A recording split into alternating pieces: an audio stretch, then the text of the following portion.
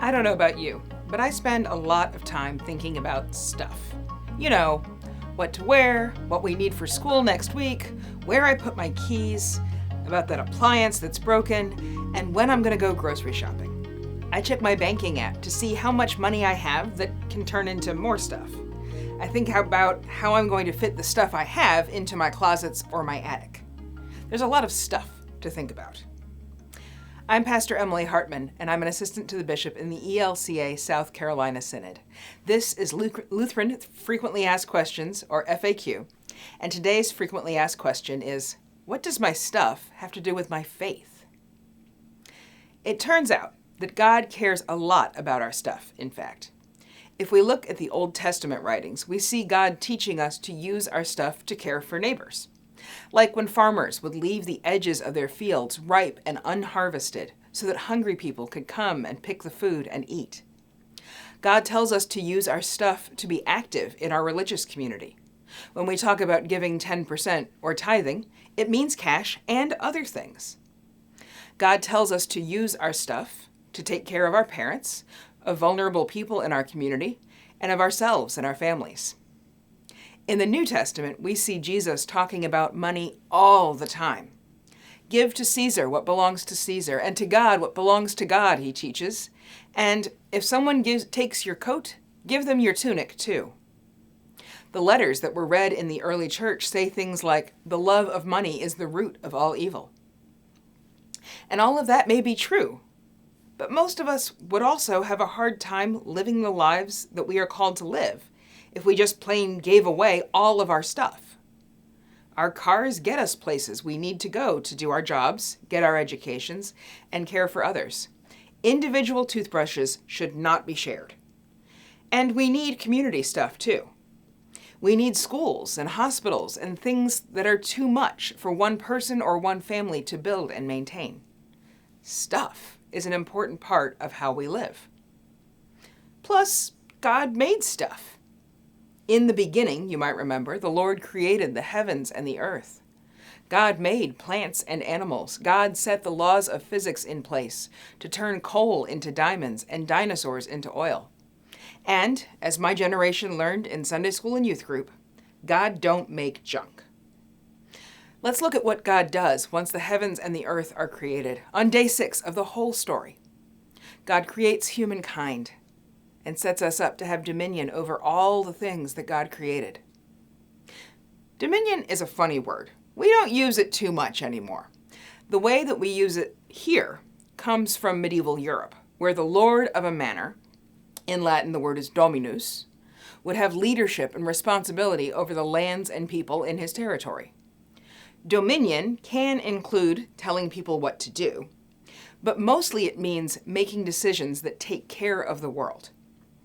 Christians also call this concept stewardship. God calls us to be stewards, guardians, or caretakers of everything that God has made. So what does that include?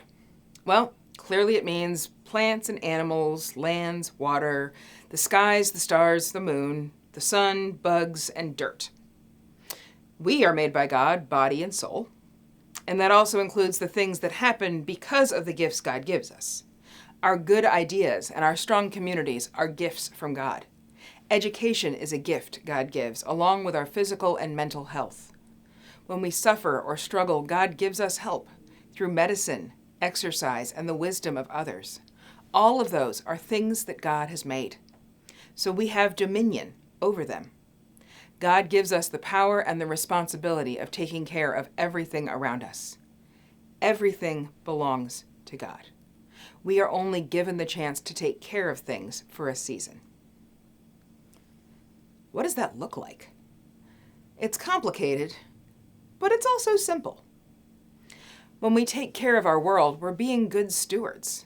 That means everything from putting trash in the trash cans rather than littering, to taking care of gardens and animals, to advocating for clean air and clean watersheds.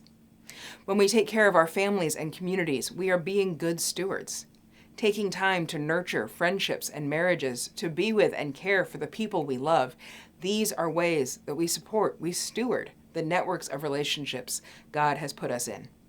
We are being good stewards when we take time to pray and laugh together at meetings rather than just doing business. We take care of our bodies and souls through Christian discipleship, through regular medical care, good food, and joyful movement. When we enjoy the world God made, we are taking care of it and ourselves. When we support good work around the world, we remember Jesus' teaching that our neighbors are more than the people who look and think like we do.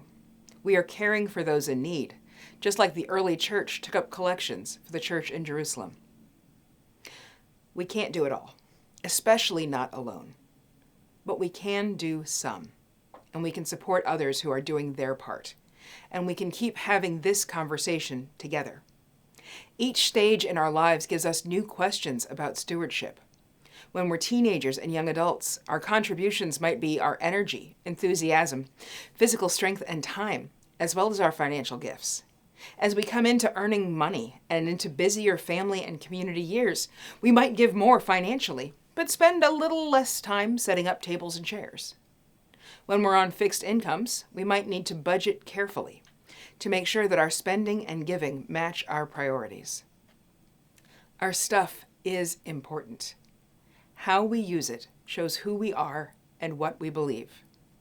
If everything is God's, then we need to use our church building as God's gift to the whole community, and our homes as places where God's love is lived. If everything is God's, then how we spend the money in our care is a faith issue. If our strength and mental capacity are gifts from God, then we can find ways to use them for God's glory. We might need help figuring out how to contribute. We might need help figuring out when to say no to one good thing so that we can lean into another. But that's what we're here for. Through prayer and faithful conversation, God is with us and helps us hear what the Spirit is calling us to do. Thanks for welcoming me into your conversation today. I hope you'll continue the discussion when you email me or comment below with your questions and insights. You can keep up with other Lutheran F.A.Q by subscribing to the South Carolina Synod YouTube channel as well. You'll also find a handout to continue your thoughts and discussion in the comments below. I look forward to being with you again soon. Until then, keep asking good questions, and peace be with you.